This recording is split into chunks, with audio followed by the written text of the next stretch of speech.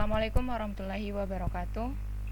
Waalaikumsalam warahmatullahi wabarakatuh. First of all, thanks to Allah Subhanahu wa Ta'ala who has given us the opportunity and the healthiness until today, and also to our Prophet Muhammad Sallallahu Alaihi Wasallam who has brought us from the darkness era to the brightness era. Well, we are from the first group, Milih Inshira as a moderator and the second speaker, and my group member Dinda. Sorry, I have to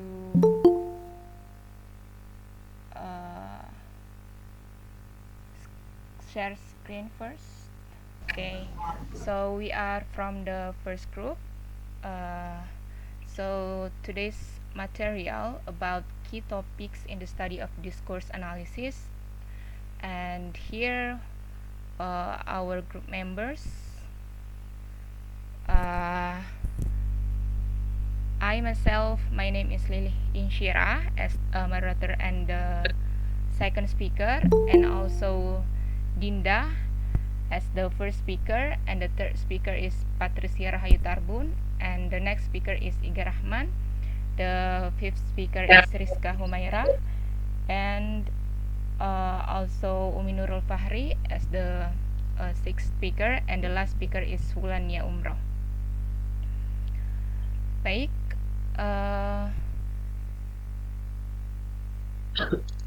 well, for the first speaker, will explain or will be delivered by Dinda.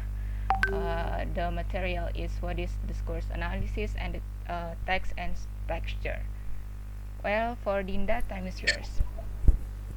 Okay, thank you, moderator. So, I'm going to talk about the first one is discourse analysis, and the second one is text and texture. Yeah, next. So, what is discourse analysis? Discourse analysis study the way sentences and utterance go together to make text and interaction, and how those text and interaction fit into our social world. So, analisis wacana itu mempelajari tentang bagaimana suatu kalimat dan ucapan itu saling berkaitan untuk membentuk sebuah teks ataupun interaksi, serta bagaimana teks dan interaksi tersebut masuk ke dalam dunia sosial kita. So, akan tetapi discourse analysis ini bukan hanya studi tentang bahasa, but we also talk about how the way we look at the language. Contohnya, bagaimana kita menggunakannya dalam kehidupan sehari-hari, seperti bercanda, berdebat, membujuk ataupun menggoda, atau untuk menunjukkan bahwa kita ini berada di lingkungan atau wilayah mana, wilayah tertentu contohnya. And yeah, next slide please. So there are 4 assumptions. Jadi ada cara memandang bahasa ini didasarkan pada 4 asumsi. The first one is language is ambiguous. So, ambiguitas adalah keadaan di mana sebuah kata, frasa, atau kalimat itu memiliki lebih dari satu makna. Nah, ini yang sering menimbulkan kebingungan atau kesalahpahaman dalam komunikasi verbal, dan seringkali itu perlu dihindari agar pesan dapat disampaikan dengan lebih efektif. Namun, dalam beberapa konteks, ambiguitas ini juga sengaja dilakukan untuk menciptakan efek kreatif ataupun humor. And the second point is language is always in the world. Oh, contoh, wait. I want to give example about the ambiguous. Contohnya itu, if someone said, saya membeli botol ini dengan harga yang sangat mahal. Nah, dari contoh ini kita dapat melihat 2 makna. Yang pertama yaitu air itu benar-benar mahal, atau makna yang kedua yakni orang itu tidak memiliki cukup uang sehingga dia mengatakan bahwa air tersebut mahal. Contoh yang kedua yakni ketika kita ingin meminjam pulpen kita di pulpen teman kita di kelas misalnya, kita tidak langsung bilang can you borrow me your pen, but biasanya kita bilang do you have pen. Nah, itu kita katakan karena mungkin kita merasa malu atau merasa tidak enak. Nah, dalam analisis wacana kita dapat mengambil kesimpulan bahwa orang tidak selalu mengatakan apa yang language is always in the world. Maksudnya adalah makna suatu ujaran itu dapat berubah secara drastis tergantung pada siapa yang mengucapkannya, kapan, dan di mana ucapan tersebut diucapkan.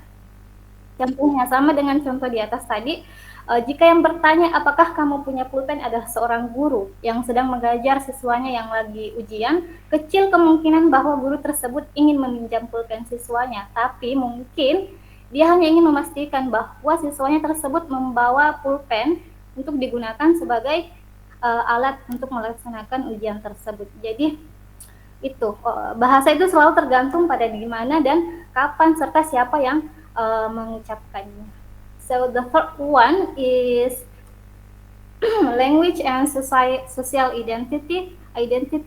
So the way we use language is inseparable from who we are and the different social groups to which we belong. Jadi cara kita menggunakan bahasa itu tidak dapat dipisahkan dari siapa kita dan kelompok sosial mana kita berada. Kita menggunakan bahasa untuk menampilkan berbagai jenis identitas. Contohnya, cara kita berkomunikasi dengan teman tentu saja berbeda ketika kita berkomunikasi dengan bos, orang tua, ataupun dosen kita. Okay, the fourth one or the last one is language is never used all by itself. Jadi bahasa itu tidak pernah digunakan dengan sendirinya. Bahasa selalu berkaitan dengan hal lain seperti nada suara, ekspresi wajah, ataupun gesture. Okay, the next slide please.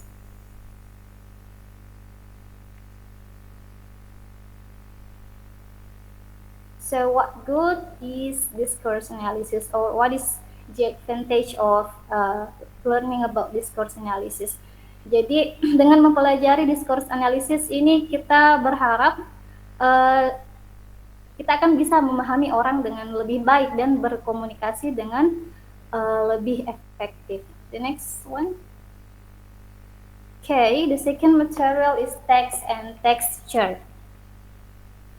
So we have a look at the vocabulary. So there are 4 vocabularies there: milk, tomatoes, rocket, and light bulbs. Kata-kata ini mungkin belum bisa disebut sebagai teks karena dia belum memiliki makna. Nah, hal ini berdasarkan yang dikatakan oleh M.A.K. Halliday.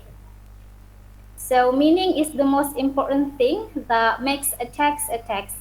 It has to be make sense, and a text, in his view, is everything that's meaningful in particular situation. Jadi, menurut Halliday, makna adalah hal yang terpenting.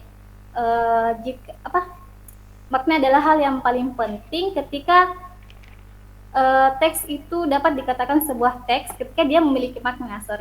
Teks itu dapat dikatakan teks ketika dia memiliki makna. Okay. So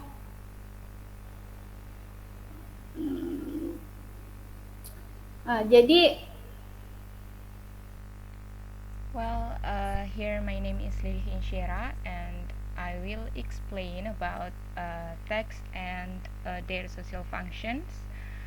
So in this section, we will explore how the structure and expectation associated with different kinds of text contribute to how they function in the social world. So how genres help to define social activities and the groups of people who take part in them. Jadi pada bagian ini kita akan mengeksplorasi bagaimana struktur berbagai jenis teks itu berkontribusi terhadap dunia sosial atau bagaimana teks membantu kita untuk mendefinisikan aktivitas sosial dan kelompok orang yang mengambil peran di dalamnya. So here there are 3 points that I was highlights here. So the first is different patterns of texture are associated with different types of text. Jadi pola tekstur yang berbeda ini dikaitkan dengan jenis teks yang berbeda pula. Jadi dalam artikel surat kabar misalnya itu cenderung untuk lebih menyukai perangkat yang kohesif tertentu dan disusun secara konvensional dengan rangkuman poin-poin utama yang ada di awal, kemudian dengan rinciannya yang menyusul. And the second is the study of the social functions of different kinds of text is called genre analysis. Jadi gagasan tentang genre ini sudah tidak asing lagi bagi kita. Jadi misalnya kita kenal di film itu yang berbeda atau memiliki genre yang berbeda.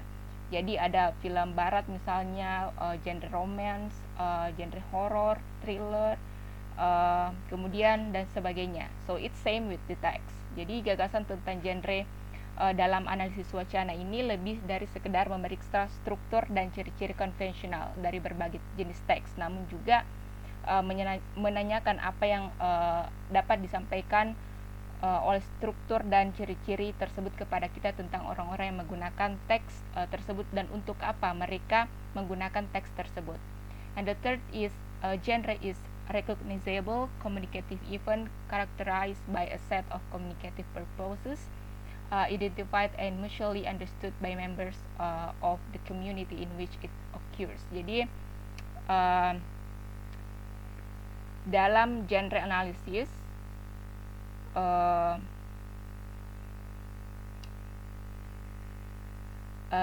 dalam bukunya Vijay Bhatia Analyzing Genre, Drawing on the Work of John Rawls, define genre as recognizable communicative event. Jadi genre ini adalah peristiwa yang komunikatif yang tujuannya itu dapat diketahui oleh setiap orang yang terlibat dalam proses komunikasi. Well, the next is the important aspects in genres. Jadi ada 3 aspek yang penting untuk kita ketahui dalam genre dalam analisis wacana. Yang pertama itu genres are communicative events. Jadi semua teks pada dasarnya itu bertujuan untuk memberikan informasi tentang bagaimana seseorang itu melakukan sesuatu dan dengan atau terhadap orang lain. Jadi misalnya surat kabar itu adalah contoh tentang bagaimana seseorang memberitahu orang lain tentang sesuatu peristiwa yang terjadi baru-baru ini. Kemudian ada juga recite misalnya adalah contoh seseorang yang menginstruksikan kepada orang lain tentang bagaimana cara menyiapkan jenis makanan tertentu.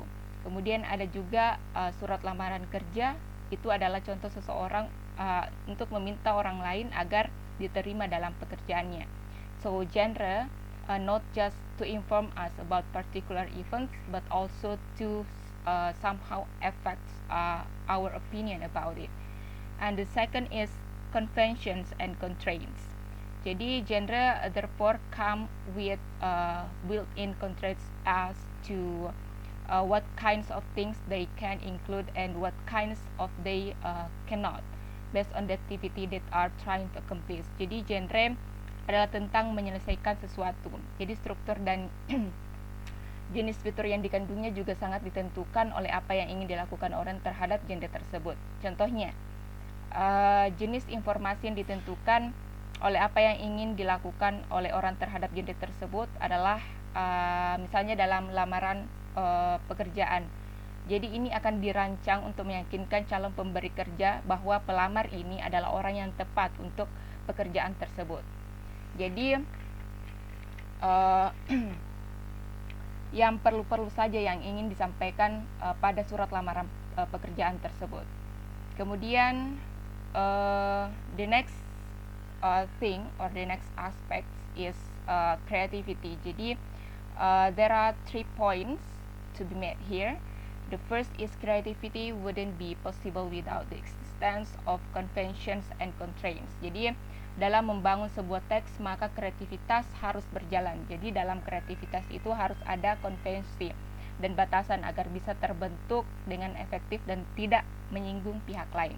Kemudian creativity must itself have some relationship to the communicated purpose of the genre and the context in which it is used. Jadi menulis surat lamaran kerja misalnya itu harus dalam bentuk atau template yang menarik, seperti bentuk sonata misalnya, itu mungkin akan efektif jika kita ingin mendapatkan pekerjaan sebagai editor di majalah sastra, dibandingkan jika ingin mendapatkan pekerjaan sebagai software engineer. Kemudian the last is being able to successfully bend and blend genres is very much a matter of and a marker of expertise. Jadi kemampuan memadukan genre juga harus mampu menunjukkan bahwa pemandu tersebut telah menguasai aturan-aturan dalam genre seperti yang dijelaskan sebelumnya. Well, the next slide is Discord communities. So genre are always associated with certain groups of people that have certain common goals and common ways of reach these goals. Jadi John Swales dalam bukunya itu menyebut kelompok ini sebagai komunitas wacana atau discourse communities. Jadi John Swales dalam bukunya Genre Analysis 1990, ia menguraikan sejumlah ciri yang mendefinisikan komunitas wacana. Di antaranya mereka ini terdiri dari anggota-anggota ahli yang tugasnya itu mensosialisasikan anggota baru. Jadi ini yang dinamakan discourse communities. Mereka itu berkelompok yang membahas bagaimana analisis wacana yang ada di masyarakatnya dan bagaimana itu berperan dalam masyarakat itu sendiri. Well, the next is discourse and ideology. Jadi ideology is a specific set of beliefs and assumptions people have about things like what is good and bad, what is right and wrong, and what is normal and abnormal. Jadi ideologi dalam sebuah wacana adalah pemberian gambaran oleh seseorang tentang bagaimana sesuatu itu seharusnya berjalan. So the purpose of ideology here, ideologies help to create a shared worldview and sense of purpose among people in a particular group. Jadi membantu kita untuk menciptakan pandangan dan tujuan yang sama di antara orang-orang dalam kelompok tertentu. And the second is ideologies also limit the way we look at reality and tend to marginalize and exclude altogether people, things, and ideas that do not fit into these models. Jadi adanya ideologi ini juga bisa membantu kita atau membatasi cara kita memandang realitas dan cenderung untuk meminggirkan atau mengecualikan pandangan orang lain dan gagasan yang tidak sesuai dengan pandangan yang kita yakini. Jadi itu yang disebut ideologi atau tujuan dari ideologi. So here the last is the ways to create and reinforce the reader's beliefs in ideology. So the first is who's doing what. Jadi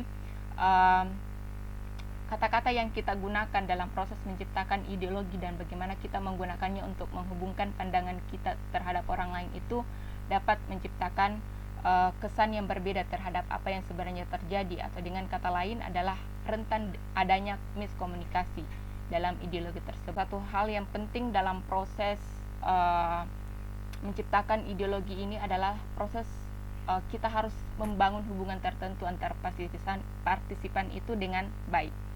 And the second is relationship. Jadi cara kita menggunakan bahasa ini untuk membangun hubungan atau ideologi melalui gaya bicara atau menulis yang kita pilih. Jadi sebagai contoh dalam upacara pernikahan itu, penyelenggara upacara pernikahan misalnya berkata, sekarang pengantin laki-laki sudah boleh mencium pengantin wanita. Jadi kita hindari penggunaan bahasa yang bisa menyinggung atau bahasa yang sensitif. Misalnya kenapa kamu tidak menciumnya. Jadi penggunaan bahasa yang lebih formal ini bisa membantu kita menciptakan hubungan yang lebih sopan di antara penutur. And the third is intertextuality. Jadi ketika kita ingin menghubungkan kata-kata dari gagasan orang lain itu dalam teks misalnya atau dalam ucapan atau pemikiran kita itu harus kita kutip. Jadi kita harus memparafrasenya atau mengutipnya secara tidak langsung, dan mungkin kita bisa mengkarakterisasinya dengan cara tertentu menggunakan kata misalnya reported atau said, instead, or claim. Jadi inilah yang disebut sebagai intertextuality atau cara kita menghormati pendapat orang lain dengan mengutip atau memparafrasenya. And the last is discourses. So the important thing in constructing a text is cultural models, which is the sets of expectation that we have about different kinds of people should behave and communicate in different situation. Jadi misalnya ungkapan sebelumnya yang dilakukan oleh di acara pengantin, misalnya Anda sekarang boleh menciumnya, itu kalimat yang formal. Jadi ini tidak hanya memperkuat teori tentang bagaimana calon pengantin itu seharusnya bertindak selama upacara pernikahan, tetapi juga memunculkan teori yang lebih luas tentang hubungan gender dalam pernikahan seperti cinta, moralitas, dan ekonomi. Jadi semua teori ini merupakan bagian dari suatu wacana yang bisa kita sebut sebagai wacana pernikahan or marriage discourse. Jadi analisis wacana atau diskurs analisis itu beragam atau bisa berbentuk berbagai macam diskursus tergantung pada konteks atau kondisi atau peristiwa yang terjadi.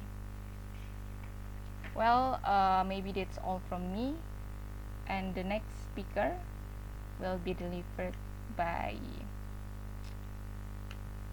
Patricia Rahyutarbun about the spoken discourse. Well, for Patricia, time is yours. Okay, thanks for a chance. The next topic is spoken discourse. Next slide, please. Spoken discourse in discourse analysis refers to study of language as it used in verbal communication such as conversation, interviews, speeches, or everyday interaction.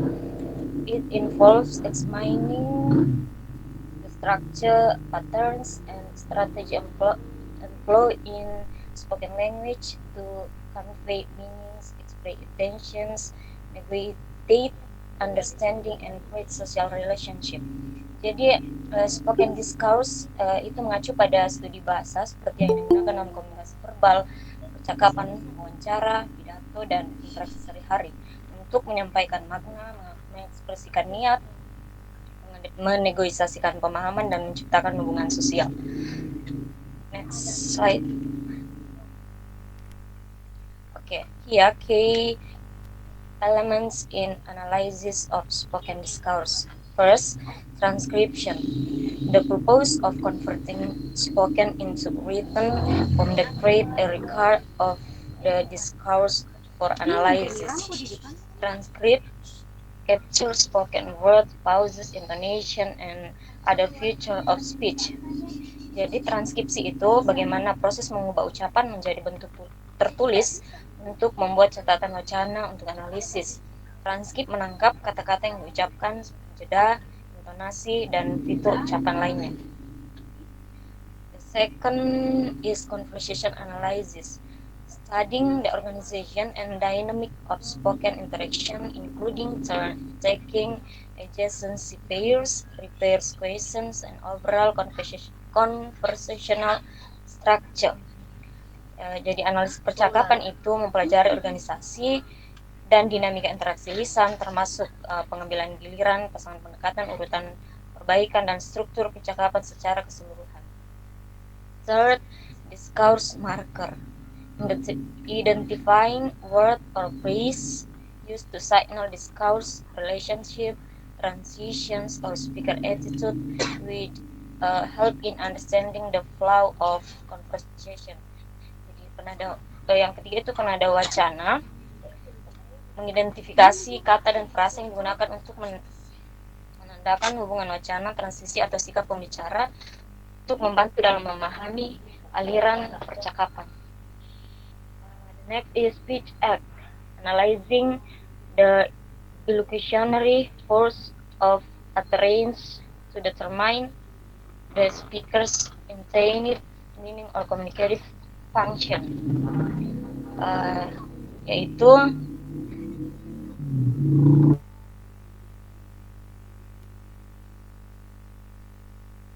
kan misalnya permintaan, janji, dan pertanyaan.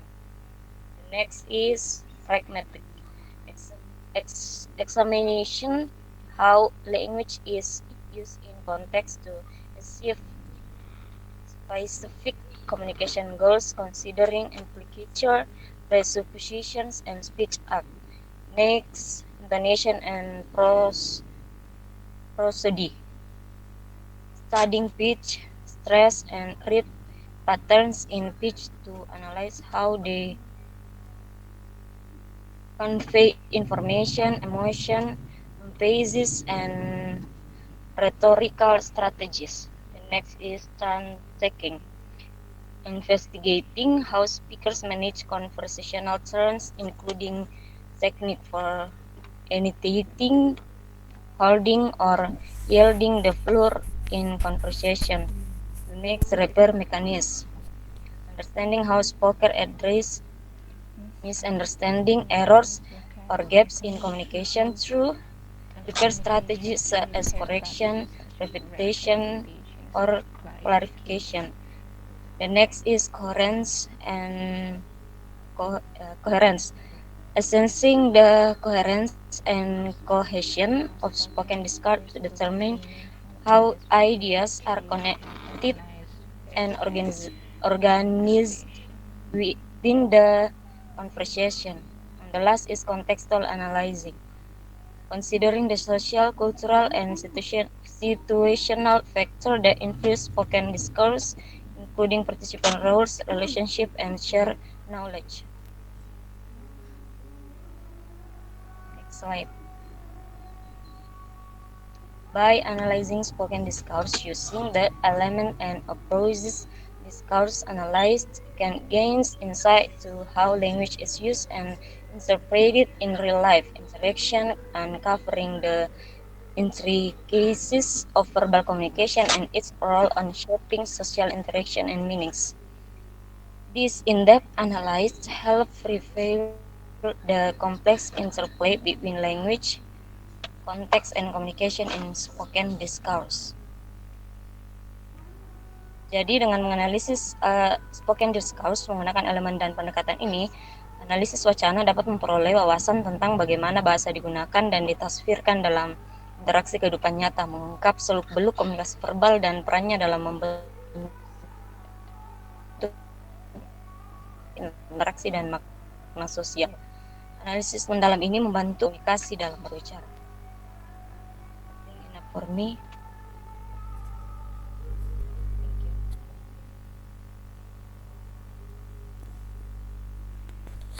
Well, thank you for the material that have been delivered by Patricia. Well, the next speaker is by Iga Rahman will explain about the strategic interaction. Well, for Iga Rahman, time is yours.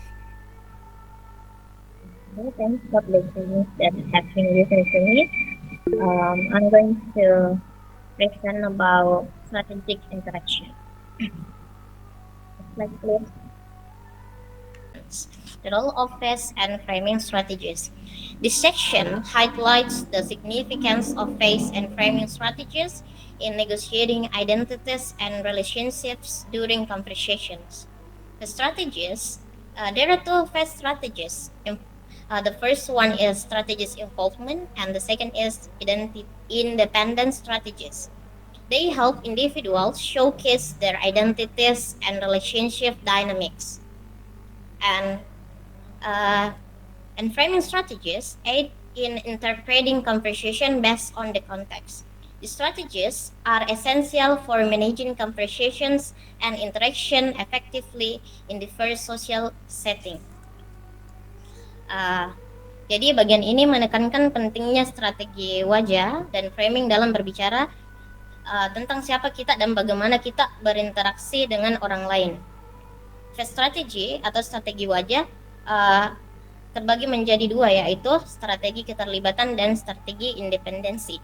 yang membantu individu menampilkan identitas dan dinamika hubungan mereka. Dan yang kedua adalah strategi framing dalam strategic conversation, yang dimana strategi ini membantu dalam menginterpretasikan percakapan berdasarkan konteks. Next slide, please.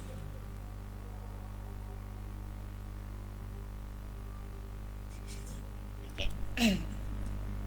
The next is conversation involves multiple action to form activities. Conversation involves a mix of verbal and non-verbal actions that shape interactions. Understanding these actions, like turn-taking and listening, is crucial for effective communication and successful interaction. The second is conversational strategy. Strategies are used to negotiate identities and relationships. Conversational strategies are employed to navigate and define identities and relationships during interactions.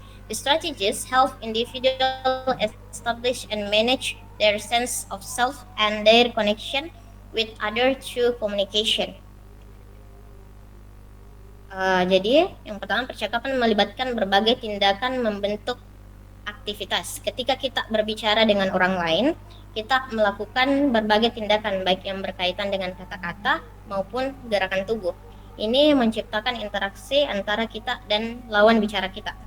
Jadi penting bagi kita untuk memahami tindakan-tindakan ini seperti memberi giliran berbicara dan mendengarkan dengan baik. Hal ini akan membantu kita berkomunikasi dan melakukan percakapan dengan lancar. Nah, untuk penjelasan yang kedua, di conversation strategies are used to negotiate identities and relationship. Strategi percakapan ini digunakan untuk menegosiasikan identitas dan hubungan, yang digunakan untuk menavigasi dan mendefinisikan identitas dan hubungan selama interaksi. Next slide, please. Okay. Jadi, in strategic interaction, there are two strategies. The first is phase strategies. Phase strategies, such as involvement and independent strategies, are key in defining relationships and identities in conversations. Involvement strategies, like using first name and showing interest, foster closeness. And while independent strategies, such as formal language and indirectness, maintain distance and respect. These strategies shape how individuals present themselves and interact, influencing relationship dynamic in social interaction. Jadi ada dua jenis strategi umum yang digunakan dalam bernegosiasi tentang identitas dan hubungan kita saat berinteraksi. Yang pertama disebut strategi keterlibatan atau involvement strategies. Ini adalah strategi yang digunakan untuk membangun atau menjaga keakraban dengan orang-orang yang kita ajak bicara untuk menunjukkan bahwa kita menganggap mereka sebagai teman. Contohnya memanggil orang dengan nama depan atau julukan, menggunakan bahasa informal atau bahasa santai ketika berinteraksi dengan mereka. Next slide, please.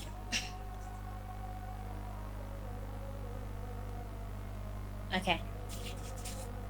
The next is framing strategies. Framing strategies involve interpreting conversations based on the overall activity or context in which they occur.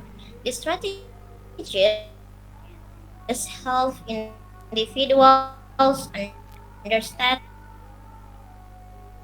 the purpose of the situation. By framing conversations effectively, participants can align their communication and actions to the context, facilitating smoother and more meaningful interaction. Jadi strategi framing adalah metode yang digunakan untuk menyajikan informasi atau isu dengan cara-cara tertentu untuk mempengaruhi bagaimana orang mempersepsikan, memahami, atau menilai topik tersebut. Ini melibatkan penyusunan pesan untuk menyoroti beberapa aspek tertentu yang dapat mempengaruhi bagaimana orang merespon informasi yang disajikan. Next slide, please. Okay, the last is the importance of strategies. The strategies of face and framing play a crucial role in effectively managing conversations and interactions. Face strategies help individuals demonstrate their identities and relationships, while framing strategies aid in interpreting conversation based on the context. By utilizing these strategies, individuals can navigate social interactions, negotiate identities, and build relationships effectively, leading to clearer communication, improved dynamics in conversations. Jadi strategi wajah dan framing sangat penting dalam mengatur percakapan dan interaksi dengan baik. Strategi wajah membantu orang menunjukkan siapa mereka dan bagaimana hubungan mereka. Sementara strategi framing membantu kita mengerti percakapan berdasarkan situasinya. I think that's all from me. Thank you. I hand over to the moderator.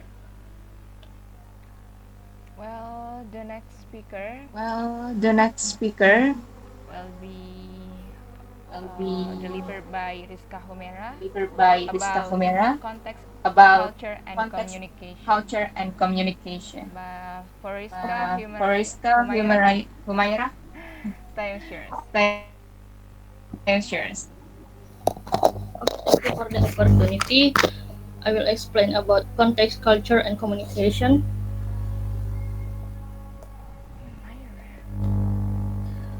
Context, what an utterance means, and the effect it has on a hearer depends crucially on the circumstance under which its uttered meaning is transmitted, not just through words, but through the ways words are embedded into social relationships, social goals, and activities, histories, and the belief, values, and ideology of a particular culture group. Context could mean practically anything from the place and time of day of an utterance to the color of the clothing that the speakers are wearing, to speaker political view or religious belief.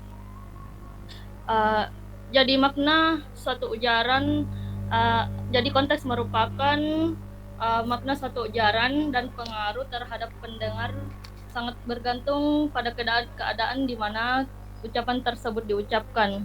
Makna tersebut disalurkan tidak hanya melalui kata-kata, namun juga melalui cara kata-kata tertanam dalam hubungan sosial, tujuan, dan aktivitas sosial, sejarah, serta keyakinan nilai dan ideologi. Kelompok budaya tertentu. Jadi konteks ini bisa berarti apa saja, mulai dari tempat dan waktu, ujaran, warna pakaian yang dikenakan pembicara, pandangan politik, atau keyakinan agama pembicara. Okay, next slide please.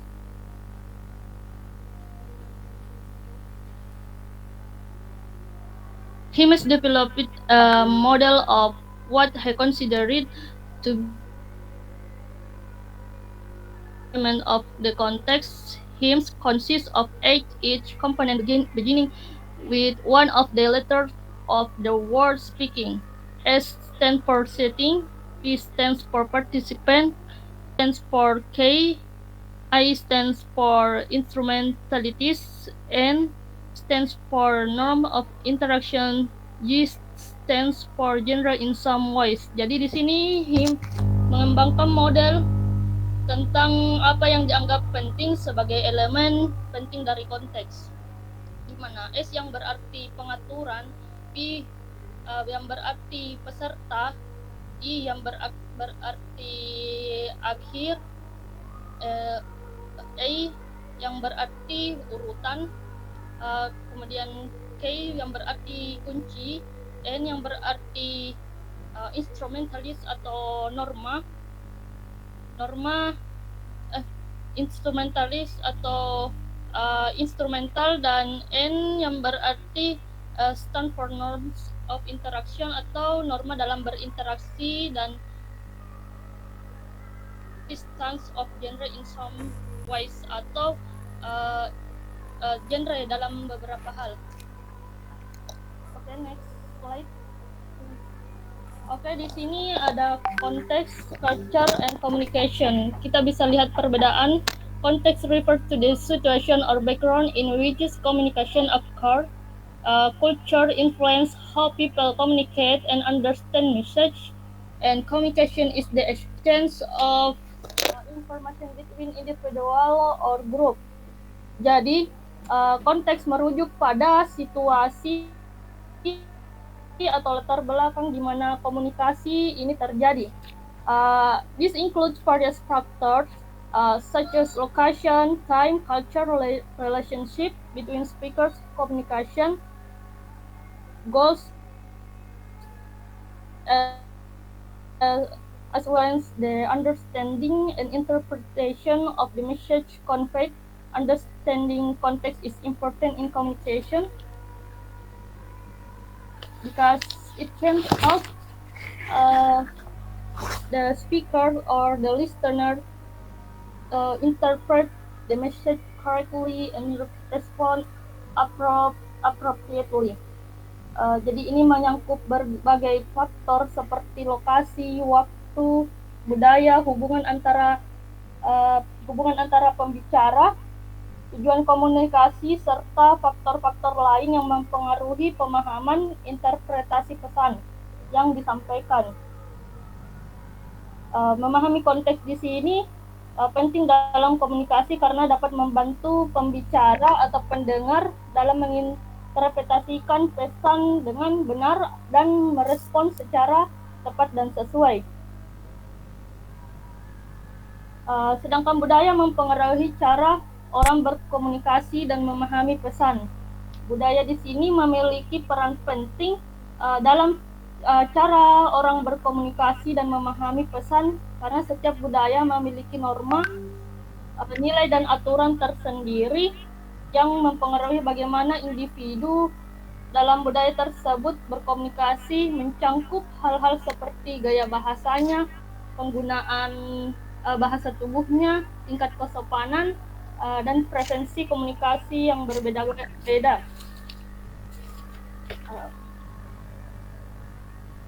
Sedangkan komunikasi di sini pertukaran informasi antara individu ataupun dalam bentuk grup.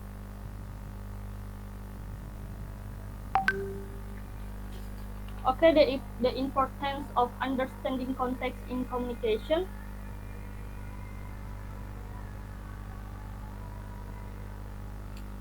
Understanding context help prevent misunderstanding. To understand the context help prevent misunderstanding in communication. Jadi pentingnya memahami konteks dalam komunikasi. Jadi komunikasi ini mencegah. Jadi konteks ini mencegah kita dalam kesalahpahaman menerima informasi. Okay, next slide, please.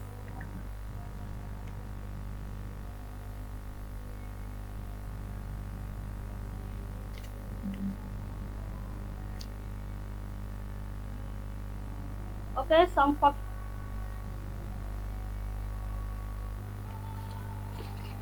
some factors that can become obstacles in cross-cultural communication include language difference, difference in politeness norm, difference in the interpretation of non-verbal expression, difference in values and belief. Jadi ini beberapa faktor yang menjadi hambatan dalam komunikasi lintas budaya, antara lain yaitu perbedaan bahasa, perbedaan gaya komunikasi, norma kesopanan, dan perbedaan dalam penafsiran ekspresi nonverbal, dan perbedaan dalam nilai dan keyakinan.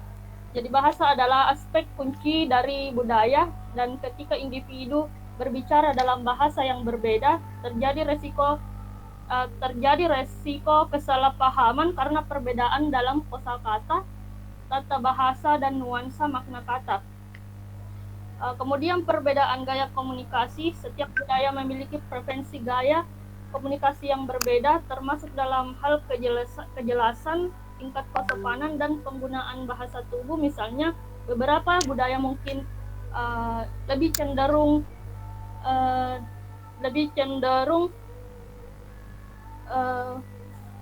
lebih langsung dalam menyampaikan pendapat, sementara yang lain lebih cenderung berhati-hati dalam menyampaikan pendapat karena mempertimbangkan norma-norma kesopanan dan terjadinya kesalahpahaman antar pendengar.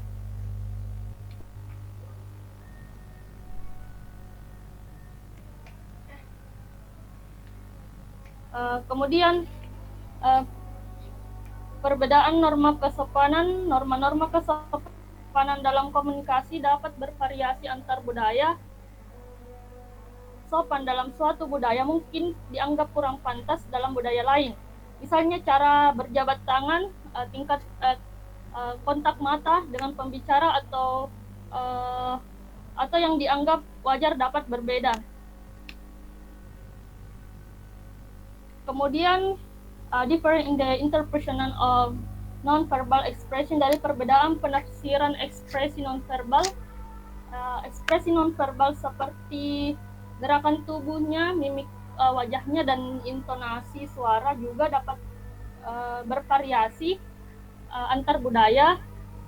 Penafsiran yang salah terhadap ekspresi non-verbal dapat juga menyebabkan kesalahpahaman. And the last difference in values and belief, jadi perbedaan dalam nilai dan keyakinan. Jadi nilai-nilai budaya yang mendasar seperti pandangan kekuasaan, otoritas, individualisme, kolektivisme, atau konsep waktu juga dapat mempengaruhi cara orang berkomunikasi dan berinteraksi.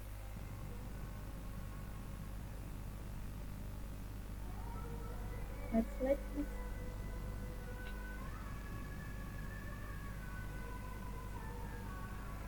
Okay, the role of culture in communication. Culture influence a person's values, norm, and communication pattern.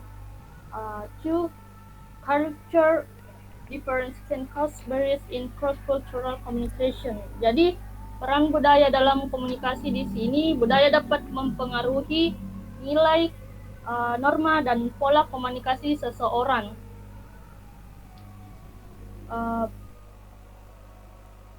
Perbedaan budaya dapat menimbulkan hambatan dalam komunikasi lintas budaya. Okay, I think that's all for me. Well, we move to the next material about mediated discourse analysis. Will be delivered by Umi Nurul Fahri. Well, for Umi Nurul Fahri, time is yours.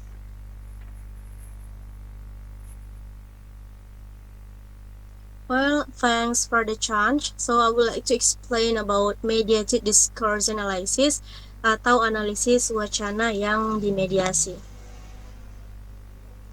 Slide. So what is mediated discourse analysis? Mediated discourse analysis is a specialist form of linguistic discourse analysis. Jadi, mediated discourse analysis adalah spesialisasi dari discourse analysis yang hampir sama dengan critical discourse analysis yang kita pelajari di semester sebelumnya kalau tidak salah. It mediates discourse, agency, and practice into what Scholon calls a nexus of practice. Jadi, ini adalah discourse atau analisis wacana yang memediasi agensi serta praktik yang disatukan dalam apa yang disebut Scholon sebagai nexus practice. Jadi Scholon atau dengan nama lengkap Ron Scholon ini merupakan ilmuwan yang memiliki peran penting dalam perkembangan kerangka mediated discourse analysis. Sedangkan nexus practice ini adalah konsep yang dikembangkan oleh Ron Scollon ini. Bahkan di beberapa referensi menyatakan bahwa Ron Scollon adalah pencetus pertama dari mediated discourse analysis ini. Next slide, please. Yeah. Here are the objectives of mediated discourse analysis. The first is uncovering media influence. The second one is power and ideology analysis. The third is language social practice relationship. And the last is providing critical insight. So in big line, jadi secara garis besar maksud saya, tujuan dari mediated discourse analysis ini adalah untuk memahami bagaimana teknologi, kebijakan, dan hal-hal lain yang memediasi berperan dalam membentuk cara kita berkomunikasi. Nah, satu hal yang perlu digarisbawahi bahwa mediated atau mediasi dalam konteks mediated discourse analysis ini merupakan pengaruh atau unsur-unsur tertentu yang dengan kata lain hal tersebut menjadi perantara atau faktor yang mempengaruhi bagaimana cara kita berkomunikasi. Next, please. Yeah, the central concepts of mediated discourse analysis by Ron Scollon in 2001. Jadi Ron Scollon mengembangkan 6 konsep utama dalam mengatur mediated discourse analysis ini. Yang pertama adalah mediated action atau tindakan yang dimediasi. This is the fundamental thing in the unit of mediated discourse analysis. And the second one is site of engagement atau lokasi keterlibatan. Nah, hal ini memfasilitasi titik temu antara praktik sosial dan sarana yang memungkinkan terjadinya sebuah action atau tindakan. The third is sarana mediasi atau mediational means, sarana semiotik yang dengannya suatu tindakan dilakukan. Semiotik dalam terminologi mediated discourse analysis yang dimaksud adalah language atau bahasa dan juga teks ya. The fourth is practice and mediational means. So mediated discourse analysis ini memiliki ikatan konkret dengan teori praktik sosial yang dikembangkan oleh salah satu ilmuwan yang bernama Bourdieu yang juga memiliki pengaruh penting dalam perkembangan kerangka mediated discourse analysis ini, yang mana dari pendapatnya Bourdieu tersebut, maka Ron Scollon ini mendefinisikan kata praktik sebagai akumulasi historis dalam habitus atau tubuh historis dalam habitus yang dimediasi atau diambil oleh dari hidupnya atau sebuah pengalaman yang dapat dikenali oleh aktor sosial lainnya sebagai tindakan sosial yang sama. The fifth is nexus of practice. As I said before, nexus practice ini merupakan konsep yang dikembangkan oleh Ron Scollon, yang mana Scollon said that a nexus is any group who can and do engage in some action. Ini mengacu kepada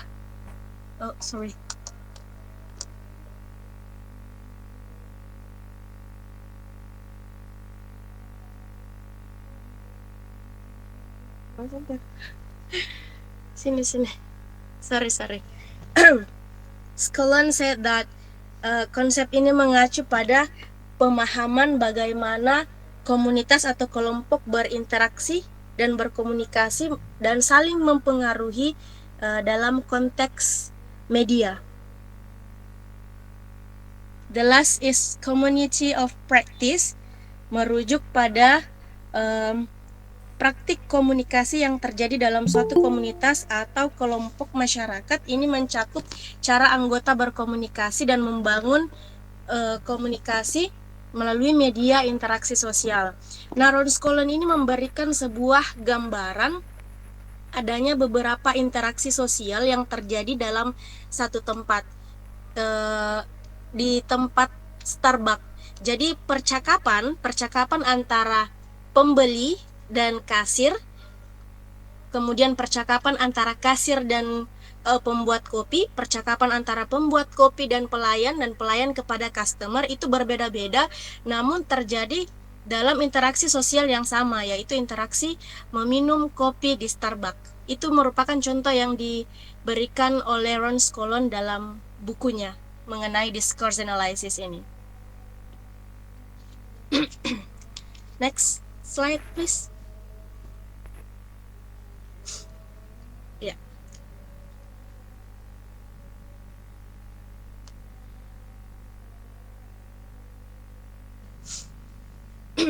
Ya, jadi ini merupakan gambaran yang dijelaskan oleh Ron Scollon ini dalam bukunya pada tahun 2003 mengenai case study of mediated discourse analysis atau yang disebut sebagai nexus practice ini.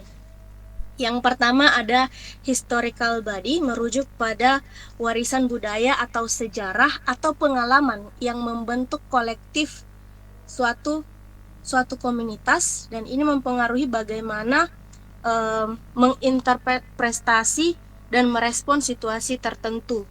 Kirim angka itu gambar. Sorry. Kemudian yang kedua adalah the interaction order, menyoroti cara interaksi sosial dilakukan dalam konteks tertentu, dan ini melibatkan norma atau aturan yang memandu komunikasi. Yang ketiga itu discourses in place. Ini bagaimana komunikasi membentuk tempat dan ruang sosial. Nah, yang terakhir adalah social action, berkaitan dengan tindakan sosial yang muncul melalui komunikasi. Nah, dengan konsep ini Ron Scollon berusaha untuk menyelidiki kompleksitas komunikasi dalam konteks tertentu melalui media-media, bagaimana itu membentuk tindakan sosial dan pemahaman yang kolektif. Jadi in conclusion, mediated discourse analysis ini mencakup pemahaman bagaimana teks dan percakapan disusun, bagaimana orang memaknainya, serta bagaimana mereka menggunakan percakapan tersebut untuk mengelola aktivitas, identitas, dan memajukan agenda ideologis. Jadi penekanan utama pada analisis wacana di mediasi atau mediated discourse analysis adalah situasi tersebut. Fokusnya bukan hanya pada bagaimana wacana mengekspresikan ideologi, tetapi juga bagaimana wacana digunakan untuk menciptakan dan mempertahankan praktik sosial yang mempengaruhi kontrol atas tindakan identitas sosial peserta. So I think that's all from me. Thank you. And sorry for the situation.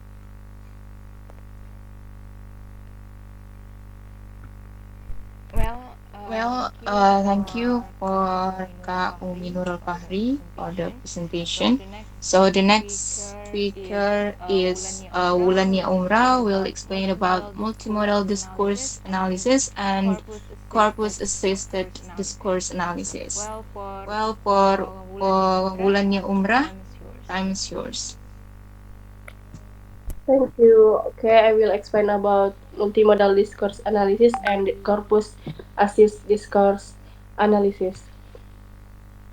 Multimodal discourse analysis is not to analyze the other modes instead of speech and writing, but to understand how different modes, including speech and writing, work together in discourse. The point is also not to study some special kind of discourse, multimodal discourse, but rather to understand how all discourse involve the interaction of multiple modes. Next slide. types of multimodal discourse analysis. The first is which focus on text like magazine, comic books, web pages, films, and work of art. And the second is the other which focus more on social interaction, sometimes referred to as multimodal interaction analysis.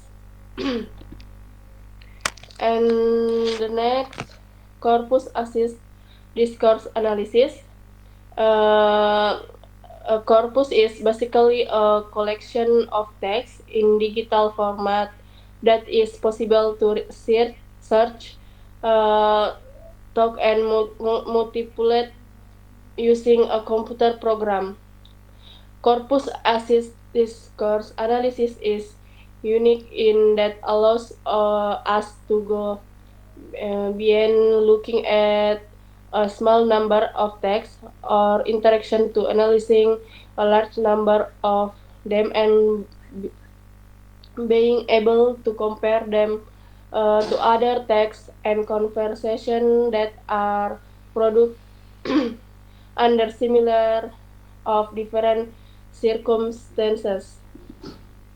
There are a large number of specialist compora available. The first collections of text of one particular genre, such as business letters, and the second is one particular register, such as academic writing. The computer analysis of corpora cannot be used by itself to do a discourse analysis, but it can assist us in doing discourse analysis in some very valuable ways.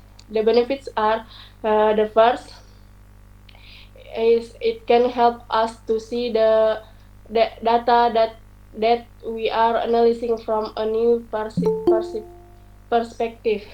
And the second is it can help us to see if we can generalize our theories or observation about certain kinds of text or certain kinds of interaction. Okay, I think that's all. Thank you. Well, that's all for our presentation about the key topics and aspects in discourse analysis.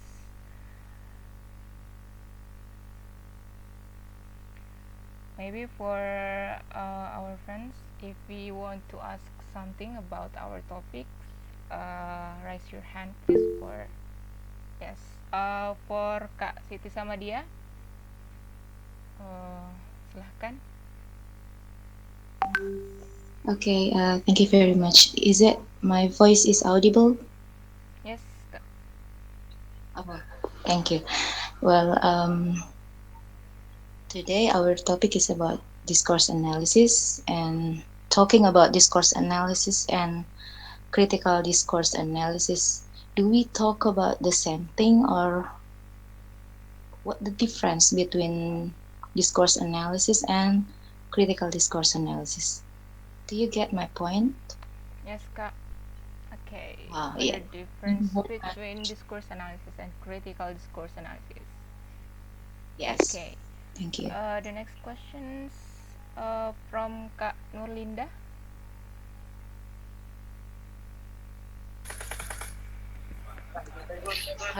Yes. Okay. Thanks for a chance. So I'm going to ask about. I think it's related with Dinda materi. Before I heard about the different of what is the different of can, could, and may in polite words. I mean in polite sentence. Which one is the most polite, and then how it will become sentence polite. Thank you. Okay, thank you, Kak. Well, the next questions maybe from Kak Nurul Akida. Yeah, thank you. And my question is about how does, ini kayaknya dari siapa tadi itu? Umi. Oke, Kak. How does mediated discourse analysis explore the role of digital platforms and technologies in shaping the message in communication context? Oke, Kak. Maybe for Did you the get my question? Oke. Maybe mungkin bisa ditulis in our group, Kak, your questions or Okay. in the chat box, please. I will copy it into the chat group. Okay, Kak. Thank you. Well, the next questions from Kak Walhidayah.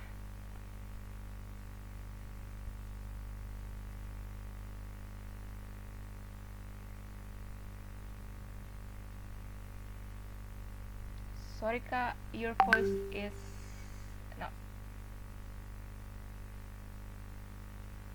We didn't hear your voice.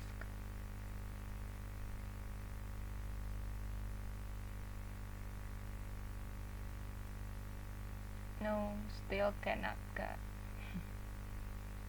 Maybe bisa masuk ulang, Kak.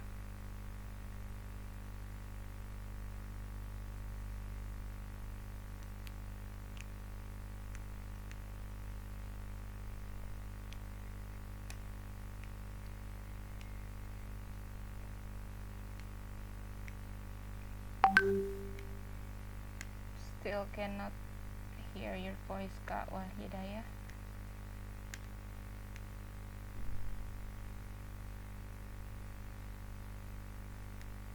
Masuk ulang Ki, mungkin coba Kak di meet di link.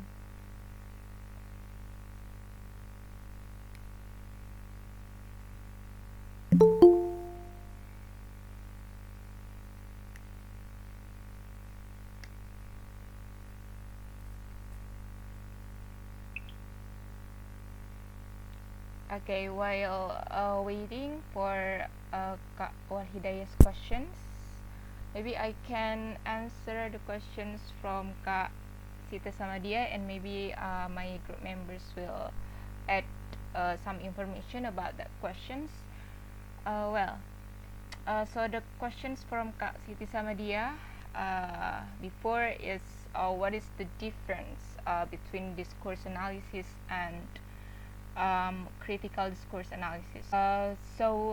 Discourse analysis and critical discourse analysis are both approaches used in analyzing language and communication, but they differ in their focus and objectives. Jadi discourse analysis and critical discourse analysis itu keduanya itu merupakan pendekatan yang digunakan untuk menganalisis bahasa dan komunikasi. Jadi they different, keduanya itu berbeda dalam fokus dan tujuannya. So discourse analysis or DA itu atau analisis wacana ini adalah istilah umum yang mencakup berbagai metode untuk mempelajari penggunaan bahasa dalam konteks sosial. Jadi ini mengkaji bagaimana bahasa membangun makna, kemudian membentuk social interaction, dan juga mempengaruhi hubungan kekuasaan. Jadi discourse analysis itu analyze wacana tertulis dan lisan. Jadi menganalisis wacana tertulis dan lisan, kemudian juga mempertimbangkan faktor linguistik, kemudian struktur wacana, dan juga faktor kontekstualnya. Kemudian fokus analisis wacana ini adalah untuk memahami bagaimana the language is functions in the social context, culture, and also dan juga kelembagaan. Jadi hal ini bertujuan untuk mengungkap makna mendasar, kemudian ideologi juga, dan praktik sosial yang diproduksi untuk atau diproduksi dan direproduksi melalui bahasa. Sedangkan analisis wacana kritis atau CDA adalah suatu pendekatan khusus dalam analisis wacana. Jadi critical discourse analysis ini merupakan bagian dari discourse analysis. Jadi analisis wacana kritis ini menekankan pada pemeriksaan hubungan kekuasaan, kemudian ideologi dan juga kesenjangan sosial dalam suatu wacana. Jadi CDA ini lebih dari sekedar analisis linguistik teks dan menyelidiki bagaimana menyelidiki bagaimana bahasa itu digunakan sebagai alat kontrol, dominasi dan juga perlawanan sosial. Jadi analisis wacana kritis ini bertujuan untuk mengungkap dan menantang wacana yang opresif atau hegemonik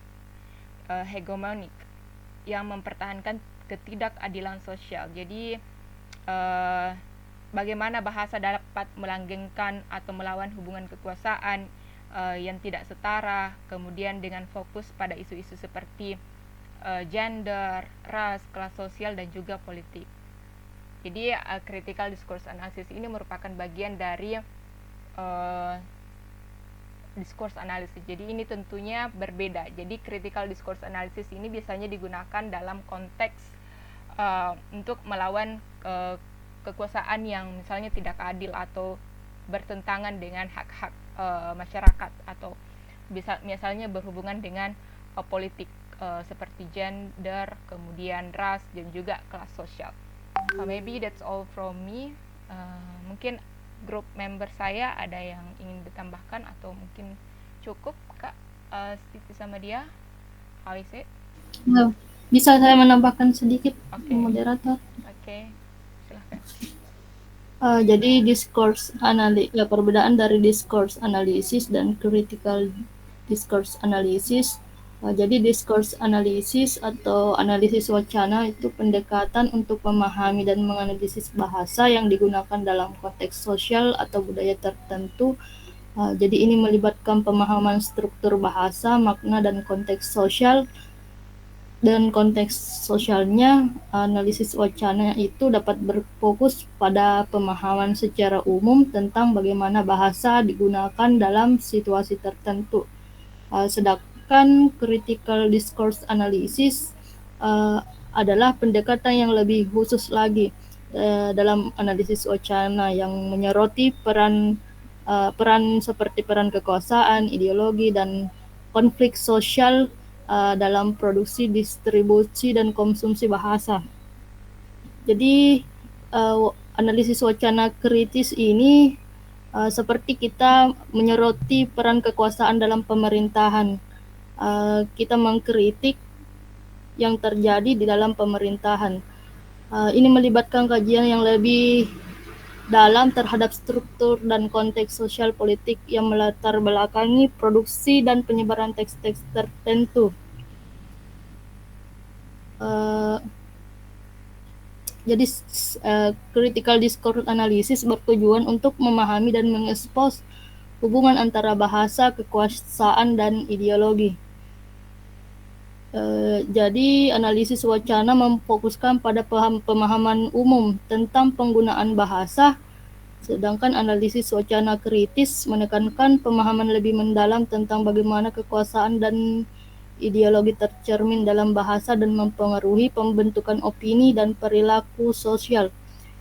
Contoh analisis wacana itu misalnya seorang peneliti melakukan analisis wacana terhadap sebuah pidato seorang politisi yang membahas tentang isu-isu tertentu. Kemudian peneliti tersebut memeriksa penggunaan kata-kata kunci, struktur argumen dan retorika yang digunakan di dalam pidato tersebut untuk memahami bagaimana politisi tersebut mengkomunikasikan pesan-pesannya tentang misalnya tentang perlindungan lingkungan.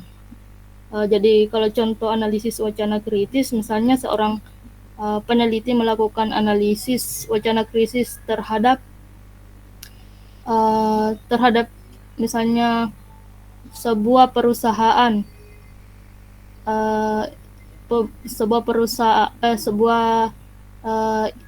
iklan sebuah perusahaan minuman ringan yang menampilkan gambar-gambar kelompok masyarakat yang berbeda.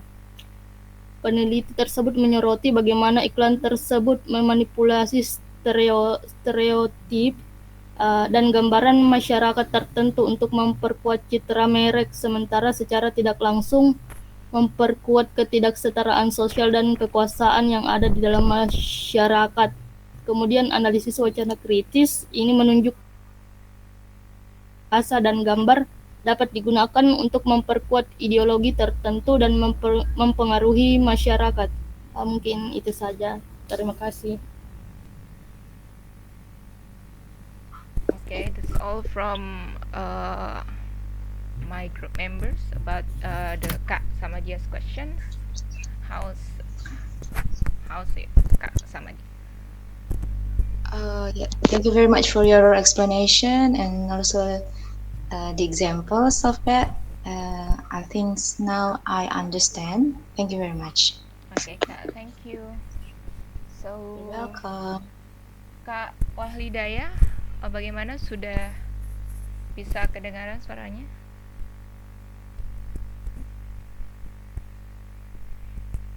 Sorry Kak, I still cannot hear your voice. Mungkin bisa kita coba ulang masuk di link Kak Wahlidaya, karena biasanya agak error memang. Okay, well, the next questions maybe from siapa tadi? For Dinda's material. Bagaimana Kak Dinda? Sudah bisa dijawab pertanyaannya dari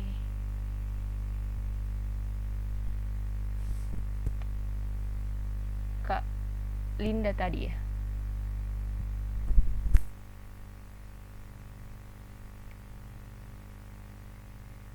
From Kak Nurul Akida's questions about Kak Umi's material, mediated discourse analysis explore apa tadi itu?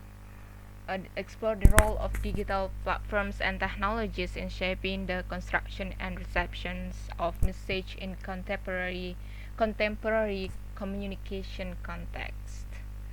Well, Kak Umi. Ya, thanks for the question. Jadi yang saya tangkap dari pertanyaannya Kak Kida ini, bagaimana mediated discourse analysis ini mengeksplorasi peran platform digital dan teknologi dalam membentuk konstruksi serta penerimaan pesan dalam konteks komunikasi kontemporer. Begitu Kak Kida?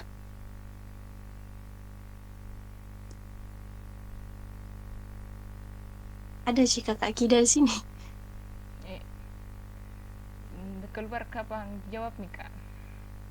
Okay, so mediated discourse analysis ini menjelajahi peran platform digital dan teknologi dengan memeriksa bagaimana mereka atau bagaimana platform digital ini membentuk konstruksi dan penerimaan pesan dalam konteks komunikasi kontemporer. Tentu ini melibatkan beberapa aspek kunci atau beberapa faktor.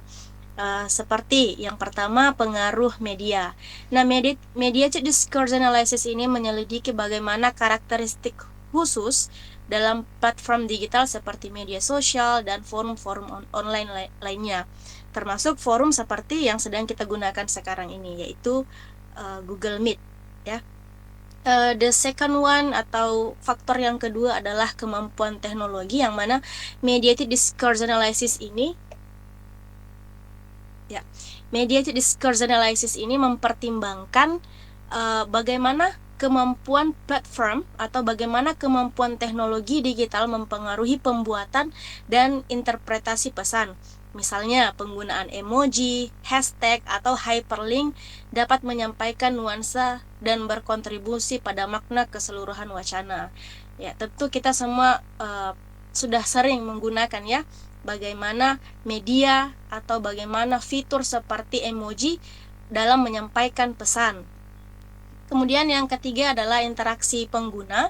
Jadi mediated discourse analysis pada konteks ini berfokus pada sifat interaktif platform digital, mempelajari bagaimana keterlibatan pengguna, komentar, dan berkontribusi pada konstruksi makna. Ini mengeksplorasi bagaimana mekanisme umpan balik mempengaruhi pengembangan dan evaluasi diskurs. Yang keempat ada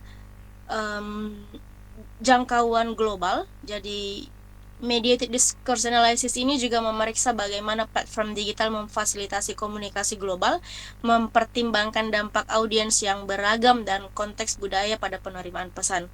Nah, ini termasuk mempelajari bagaimana pesan diadaptasi atau diinterpretasi secara berbeda di berbagai wilayah. Yang terakhir ada dinamika kekuasaan, yang mana analisis mendalam tentang struktur kekuasaan dalam komunikasi digital, mengeksplorasi isu-isu visibilitas, kontrol, dan pengaruh. Jadi mediated discourse analysis tentu menyelidiki bagaimana algoritma, moderasi konten, dan kebijakan platform membentuk penyebaran dan aksesibilitas pesan. Nah, dengan mempertimbangkan kelima faktor atau aspek tersebut, maka mediated discourse analysis ini memberikan wawasan tentang bagaimana platform digital dan teknologi aktif berpartisipasi dalam membentuk dinamika komunikasi kontemporer, mempengaruhi bagaimana pesan tersebut dibuat, diseminasi, dan diterima dalam lanskap digital atau platform teknologi yang dimaksud oleh Kak Nurul Akidah. That's all from me. Thank you. Okay. 15 menit lagi ya. Yes, Kak. Okay, for the next questions from Kak Nurlinda about the Dinda's material.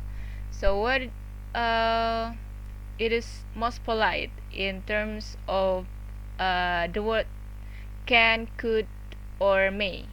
What is the most polite we can use in our social communication, maybe? Okay, for Dinda. Okay, clear. Thank you. From Kak Walhidayah, the question is, how does someone deal with obstacle in cross-cultural communication? Maybe in previous Kak Rizka, maybe in her material. Just please give us time to answer Kak Walhidayah's question. Thank you. Oh iya, bisa tolong ditulis di chat box Kak pertanyaannya. Di grup ada.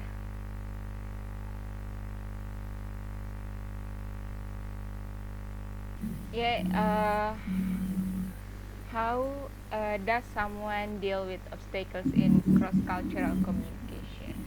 That's it. Oh iya.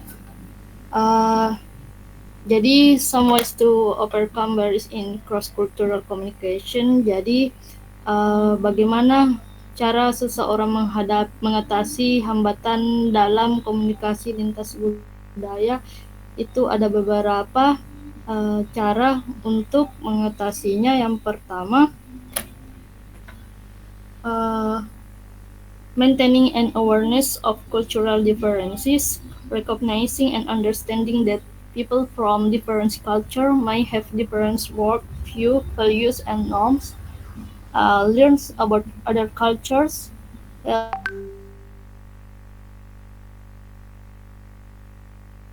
including their language, tradition, belief, and values. And 3, practice empathy. Try to see the world from another person's point of view and understand their perspective without judging or assuming. Avoid assumptions. Don't make assumptions about people from other cultures, and always ask questions or clarify is unsure. Jadi ada beberapa cara untuk mengatasi hambatan komunikasi lintas budaya. Yang pertama, memperhatikan kesadaran akan perbedaan budaya. Kita harus mengakui dan memahami bahwa orang dari budaya yang berbeda mungkin memiliki cara pandang, nilai, dan norma yang berbeda pula. Kita juga bisa belajar tentang budaya orang lain, seperti mengambil waktu untuk mempelajari dan memahami budaya orang lain, termasuk mempelajari bahasanya, tradisi, kepercayaan, dan nilai-nilai mereka. Jadi saya pernah dapat contoh sebuah perbedaan bahasa di mana kita itu pada umumnya misalnya kata kakak di sini ternyata di daerah lain itu berbeda dengan kata kakak misalnya di Medan. Kata kakak di Medan itu ternyata umumnya dikhususkan untuk seseorang yang bergender perempuan, sedangkan kalau kita di sini itu di kata kakak umum dipakai untuk seseorang yang lebih tua. Jadi kalau misalnya di Aceh, di Medan itu biasanya abang untuk panggilan laki-laki dan memakai kata kakak untuk perempuan. Nah, itu salah satu perbedaan budaya. Jadi misalnya orang Makassar memanggil kakak kepada orang yang laki-laki yang berasal dari Medan itu kan anggapannya berbeda, bilang oh kok saya dipanggil kayak perempuan begitu. Jadi itu satu-satunya kita harus mempelajari bahasa dan budayanya orang. Menghindari asumsi. Jadi tidak membuat asumsi tentang orang dari budaya lain dan selalu bertanya atau klarifikasi. Jadi kita banyak-banyak mencari tahu informasi dari budaya yang dimiliki orang lain. Jadi intinya di sini komunikasi antara sesama dan menghormati perbedaan serta mengakui dan menghargai perbedaan dalam bahasa dan budaya. Ya mungkin that's all. Okay, thank you for the answer. Bagaimana Kak Walhidayah? Okay, thank you Kak Walhidayah. So maybe there sudah tidak ada yang ingin bertanya. Okay, that's all our presentation. Thank you for the participation and your attention. That's all. Wassalamualaikum warahmatullahi wabarakatuh. Waalaikumsalam warahmatullahi Waalaikumsalam warahmatullahi wabarakatuh. Thank you guys. Okay, thank you.